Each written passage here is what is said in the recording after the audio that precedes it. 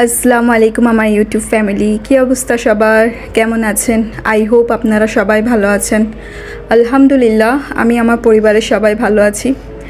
আজকে আপনাদের সাথে আমি আমাদের চট্টগ্রামের নেভেল একটা পপুলার প্লেস আছে, আর ওই পপুলার প্লেসে পেঁয়াজুটা পেস্ট পপুলার কারণ হচ্ছে ওখানে ছোট ছোট কতগুলো পেঁয়াজও দেওয়া হয়। তো যারা আমাদের চট্টগ্রামে আছেন তারা তো অবশ্যই জানেন সেটা, কিন্তু চট্টগ্রামের বাহিরে যারা আছেন তারা হতে পারে নাও জানতে পারেন, সেই কারণেই বলছি। তো আজকে ঈদ উপলক্ষে নেভেলে যাওয়ার কথা ছিল কিন্তু যাইনি। আজকে হচ্ছে আমাদের ঘরে ঈদের চতুর্থ দিন, তো নেভেলে যাওয়ার কথা ছিল, যাওয়া হয়নি। তো চিন্তা করলাম যে যেহেতু নেভেলে যাওয়া হচ্ছে না, আর ফ্রিজের মধ্যেও দেখলাম রোজার সময় ব্লান্ড করা কিছু ডাল রয়ে গিয়েছে, তো আমি চিন্তা করলাম যে যাক একটু নেভেল স্টাইলে পেঁয়াজুটাই রেডি করে নিই। তো রেসিপিটি হচ্ছে ব্লান্ডিং করা ডালের মধ্যে আমি একটু লবণ, একটু রাঁধুনি গুঁড়া, লাল গুঁড়া মরিচ, আর সেই সাথে জিরা গুঁড়াটা দিয়ে দিলাম। ব্যাস, এখানের মধ্যে আমি আস্ত পেঁয়াজ বা ধনিয়া পাতা কিছু মিক্স করিনি। নেভেলে আমি যা দেখলাম যে ওরাও ঠিক এভাবেই বানাই যেভাবে আমি বানাচ্ছি। তো এইভাবে ছোট ছোট ছোট ছোট ব্যাটেলগুলো গরম তেলের মধ্যে দিয়ে দিতে হয়, আর এইভাবে করে কিন্তু পেঁয়াজটা রেডি হয়। বাই দ্য ওয়ে, আমার তেলটা অতটা গরম হয়নি, বাট এটা তাপ সহ্য করার মতো এরকম অবস্থাতেই কিন্তু আমি এই পেঁয়াজের ব্যাটেলগুলো দিয়ে দিয়েছি। আর এই পেঁয়াজগুলো ট্রাস্ট মি অনেক মজা হয়, অনেক টেস্ট, আর বলতে গেলে একদম নেভেল স্টাইলেই হয়, টেস্টটা সেম আসে। আর আমি ঘরে এটা অনেকবার বানিয়েছি, আর আমি আজকে চিন্তা করলাম যে যেহেতু নেভেলে যাওয়া হয়নি তাই আমি এই পেঁয়াজটা ঘরে বানিয়ে নিই। তো আপনারাও ঠিক এভাবে বানাতে পারেন, সেম প্রসেস যদি ফলো করেন আপনাদের পেঁয়াজগুলো নেভেল স্টাইলে হবে। যারা এখনও খান নেই নেভেলের পেঁয়াজগুলো, ঘরের মধ্যে এই রেসিপিটি ফলো করলে একদম সেম টু সেম প্রসেস যদি ফলো করেন তাহলে আপনারাও ঘরে বসে নেভেলের সেই ছোট ছোট পেঁয়াজের স্বাদটা পেয়ে যেতে পারেন। আচ্ছা, যখন আপনি ব্যাটেলগুলো দিবেন সাথে সাথে লাড়াচাড়া করবেন না। যখন দেখবেন যে একটু একটু লাল লাল হয়ে আসছে পেঁয়াজগুলো, ঠিক তখনই আপনি একটু উল্টে দিবেন পেঁয়াজগুলোকে, তার আগে করবেন না। এতে করে পেঁয়াজগুলো গুঁড়া গুঁড়া হয়ে যাবে, ভেঙে ভেঙে যাবে, আপনার থেকেও ভালো লাগবে না। আর আমার মতো করে এইভাবেই রেসিপিটি ফলো করলে আপনার পেঁয়াজটা একদম পারফেক্ট হবে।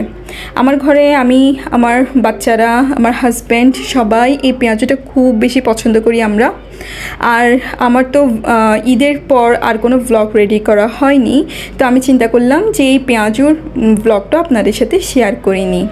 তো আমার এক সাইড হয়ে গিয়েছে, আমার মানে কি বলে, ফার্স্ট যে স্টেপটাতে আমি পেঁয়াজগুলো করেছি সেগুলো হয়ে গিয়েছে। এখন আমি সেকেন্ড স্টেপটা দিচ্ছি, আর এখন যে গরম গরম তেলের মধ্যে দিচ্ছি আমার দিতেও বেশি ভয় লাগছে। আমার এরকম গরম তেলের মধ্যে কোনো কিছু দিতে বেশি বেশি বেশি ভয় লাগে, কারণ এরকম আমার হাতে অ্যাক্সিডেন্টলি অনেকবার গরম তেল এসে পড়েছে, ঠোসা পড়ে গিয়েছিল, যে কারণে আমার মনের মধ্যে ভয়টা ঢুকে গিয়েছে।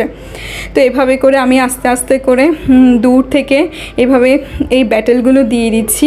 আর দেখতেই পাচ্ছেন আমি কতটা ভয় পাচ্ছি, আমার থেকে আসলে অনেক ভয় লাগে এভাবে করে গরম তেলের মধ্যে কিছু দিতে। আবার অনেক মানুষ আছে যারা গরম গরম তেলের মধ্যে কোনো কিছু দিতে অতটা ভয় পায় না, বাট আমি খুব ভয় পাই। আমি অনেক কিছুই ভয় পাই, যেগুলো আপনাদের সাথে আস্তে আস্তে শেয়ার করবো ইনশাল্লাহ। তো আই হোপস আপনাদের এটা অনেক ভালো কেটেছে, আর আই হোপস আপনারা অনেক ঘোরাঘুরি করেছেন, আমিও ঘোরাঘুরি করেছি, আমার ঘরেও অনেকজন এসেছে আলহামদুলিল্লাহ। আমার ঈদের ভ্লগটা যারা এখনও দেখেননি প্লিজ দেখে নেবেন, অনেক এনজয় করতে পারবেন। একদম সিধা সাদা একটা ফ্যামিলিতে কীরকম হয় ঈদের দিন সেটাই আপনাদের সাথে শেয়ার করেছি। আর দেখেনি সেকেন্ড স্টেপে আমার পেঁয়াজগুলো হয়ে গিয়েছে। আই হোপসও আপনারা দেখতে পাচ্ছেন পেঁয়াজগুলো কত সুন্দরভাবে হয়েছে। তো আই হোপ আপনাদের কাছে আমার ব্লগটা ভালো লেগেছে। ব্লগ ভালো লেগে থাকলে অবশ্যই চ্যানেলটাকে সাবস্ক্রাইব করে দিবেন, একটা লাইক করে দিবেন।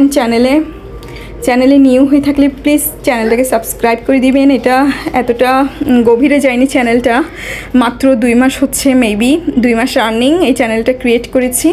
আপনাদের সাপোর্ট পেলে ইনশাল্লাহ চ্যানেলটা খুব তাড়াতাড়ি গ্রো হবে।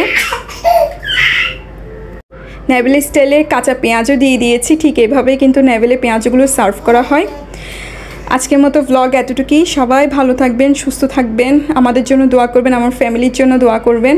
আর এই রেসিপিটি যদি ফলো করে থাকেন প্লিজ আমাকে কমেন্ট করে জানাবেন, আমার কাছেও ভালো লাগবে। আই হোপ সো আপনারা নিরাশ হবেন না যদি এই প্রসেসটা ফলো করেন। আল্লাহ হাফেজ, ফি আমানিল্লাহ।